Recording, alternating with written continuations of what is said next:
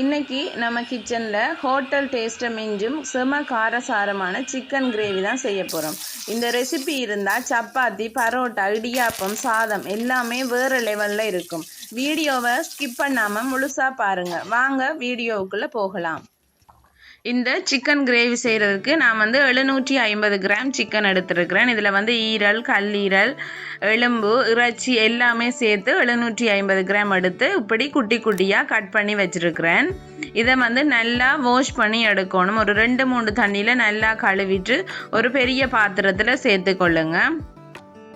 இதில் ஒரு சில மசாலா தூள் எல்லாம் சேர்த்து ஒரு 10 நிமிஷம் நாங்கள் ஊற விட போகிறோம். அதுக்கு ஃபர்ஸ்ட்டுக்கு தனி மிளகாத்தூள் சேர்க்கிறேன் இந்த சிக்கனில்.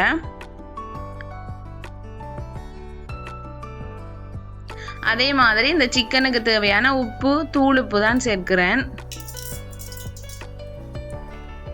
கல்லுப்பு சேர்க்கிறேன்.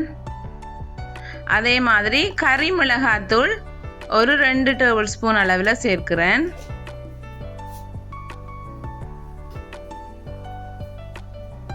கொஞ்சமாக மஞ்சத்தூள் சேர்க்கிறேன். சேர்த்துட்டு எல்லாத்தையுமே நல்லா மிக்ஸ் பண்ணி விடணும். அதாவது கையாலேயே நல்லா மிக்ஸ் பண்ணி விடுங்க.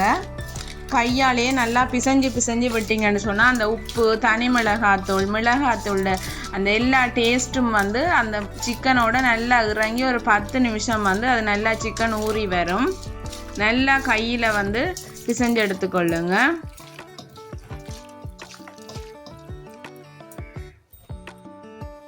அடுத்ததாக இந்த சிக்கன் கிரேவி செய்கிறதுக்கு ஒரு மசாலா பேஸ்ட் ஒன்று அரைக்க போகிறோம். அதுக்கு ஒரு 3-4 காஞ்ச மிளகாய், ஒரு 4 உள்ளிப்பல், ஒரு பாதி தேங்காய், அதாவது ஆகலம் சின்ன தேங்காயில் ஒரு பாதி தேங்காயை இப்படி சின்ன கட் பண்ணி அதோட சின்ன வெங்காயம் எடுத்துருக்கோம். அதை நாங்கள் ஒரு சட்டியில் வறுக்கணும்.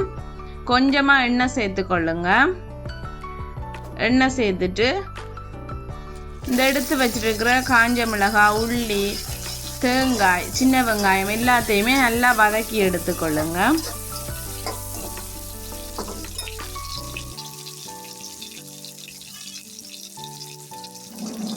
இது நல்லா வதங்கி வரும்போது உங்களுக்கு நல்ல வாசம் வரும்.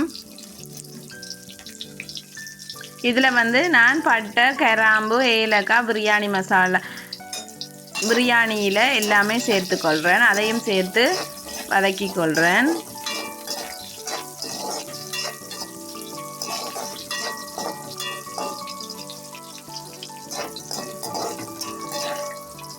பாருங்கள், நல்லா வதங்கி வந்துட்டுது. இதை ஒரு பிளேட்டில் எடுத்துட்டு அதை நல்லா ஆற விட்டு தான் நாங்கள் அரைக்கணும். சூடோடு அரைக்கக்கூடாது, நல்லா ஆற விட்டு அரைக்கணும். அதே பாத்திரத்தில் கொஞ்சமாக எண்ணெய் சேர்த்துட்டு சோம்பு கொஞ்சம் சேர்க்கிறேன். கருவேப்பிலை கொஞ்சமாக சேர்க்கிறேன்.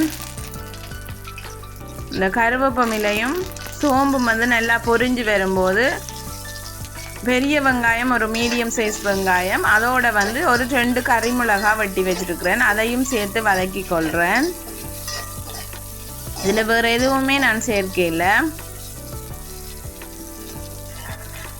இது நல்லா வதங்கி வர்றதுக்காக கொஞ்சமாக உப்பு சேர்க்கிறேன்.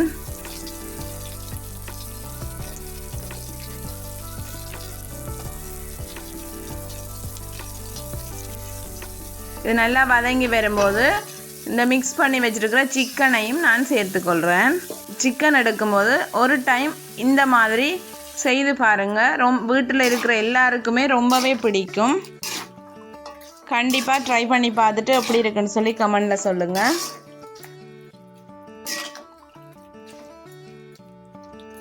இந்த சிக்கன் நல்லா தண்ணி விட்டு வரும். இந்த டைமில் நான் அந்த அரைச்சி வச்சுருக்கிற பேஸ்ட்டை சேர்த்துக்கொள்கிறேன்.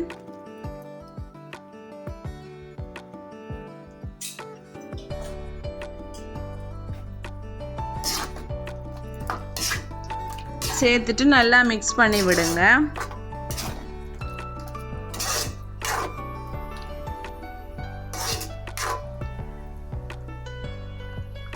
பாருங்க, சூப்பரான மணக்க ஒரு சிக்கன் கிரேவி ரெடி ஆயிட்டு.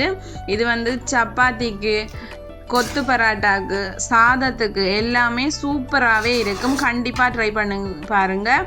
சிம்பிளான இன்க்ரீடியன்ட்ஸ் வச்சு ஈஸியான ஒரு சிக்கன் கிரேவி. லாஸ்ட்டாக வந்து நான் இறைச்சி சரக்கு தூள் சேர்த்துக்கொள்கிறேன். ஒரு கொஞ்சமாக ஒரு டேபிள் ஸ்பூன் அளவில் சேர்த்துக்கொள்கிறேன்.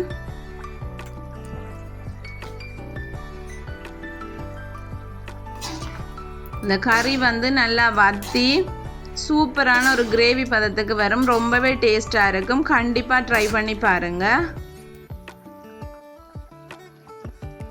பாருங்கள் இவ்வளோ கலர்ஃபுல்லாக எப்படி நல்ல இறைச்சி எல்லாம் அவிஞ்சு வந்திருக்குன்னு சொல்லி சூப்பரான கிரேவி ரெடி ஆயிட்டு. நான் வந்து எங்களோட விட்ட பச்சையரிசி சோறு தான் கூடுதலாக காய்ச்சிறது. அந்த பச்சையரிசி சோறுக்கு இந்த சிக்கன் கிரேவி வச்சு சாப்பிட சூப்பர் டேஸ்ட்டாகவே இருக்குது. கண்டிப்பாக வீட்டில் எல்லாருமே ட்ரை பண்ணி பாருங்கள். ரொம்பவே பிடிக்கும். இந்த இறைச்சி வந்து இப்படி நல்லா அவிஞ்சு வந்திருக்குன்னு பாருங்கள். சூப்பரான ஒரு சிக்கன் கிரேவி வீட்டிலையே ஈஸியாக ரெடி பண்ணிட்டோம். கண்டிப்பாக ட்ரை பண்ணி பார்த்துட்டு எப்படி இருக்குன்னு சொல்லுங்கள். ஓகே, இந்த வீடியோ பிடிச்சிருந்தா லைக் பண்ணுங்கள், கமெண்ட் பண்ணுங்கள், ஷேர் பண்ணுங்கள். மறக்காமல் ரெச்சு கிச்சனை சப்ஸ்கிரைப் பண்ணிக்கொள்ளுங்கள். தேங்க்யூ.